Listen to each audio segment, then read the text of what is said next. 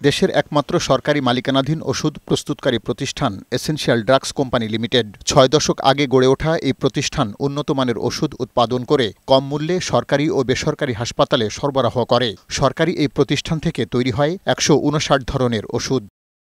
রাজধানী ঢাকাসহ গোটা দেশে এসেনশিয়াল ড্রাগসের ৫টি শাখা, এতে কাজ করছেন প্রায় ৬,০০০ কর্মী। তবে ৫ আগস্টের পট পরিবর্তনের পর প্রতিষ্ঠানের অনেকে চাকরি হারানোর ভয়ে আছেন। জানা গেছে, গেল এক বছরে এসেনশিয়াল ড্রাগস থেকে চাকরিচ্যুত হয়েছেন নানা পদে কাজ করা ৭২২ জন। এই তালিকায় আরও অনেকে যুক্ত হতে পারেন এমন আতঙ্ক বিরাজ করছে সবার মাঝে।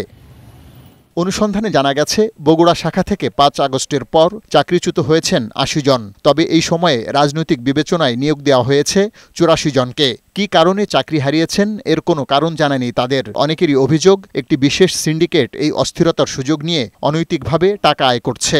২০০৪ সালে আমি এসেনশিয়াল ড্রাগসে যোগদান করি। আমাকে ২০২৫ গত এপ্রিলের ১০ তারিখে আমাকে বিনা কারণে চাকরিচ্যুত করা হয়। বিভিন্ন জন বিভিন্ন অর্থ চায়, অর্থ আমার দিতে পারিনি, কারণ এই কারণে আমাদের চাকরি চলে যায়। বগুড়ায় নতুন দালালের উৎপত্তি হয়েছে।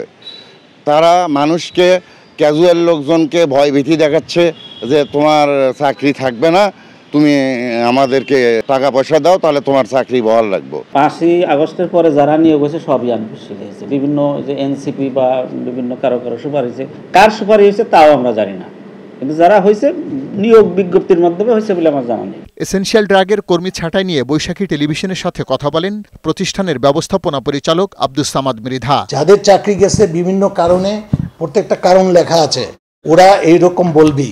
অনেকেরই পাওয়া গেছে ফেক সার্টিফিকেট।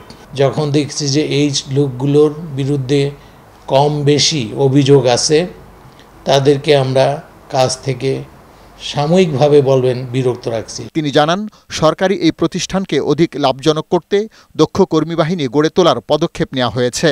আমি লাস্ট কাম ফার্স্ট গো, একটা ভালো লোকরে, ভালো কাজের লোকরে, ভালো কোয়ালিফাইড লোককে আমি বের করে দিতে পারি না, তাতে আমার প্রোডাক্টিভিটি বরং লস হবে। মুন্সিগঞ্জে এসেনশিয়াল ড্রাগের নতুন প্লান্ট নির্মিত হলে চাকরিচ্যুতদের অগ্রাধিকার ভিত্তিতে নিয়োগ দেওয়া হবে বলেও জানান ব্যবস্থাপনা পরিচালক। এদেরকে আবার কাজে লাগাতে পারবো। পার্থ রহমান, বৈশাখী সংবাদ, ঢাকা।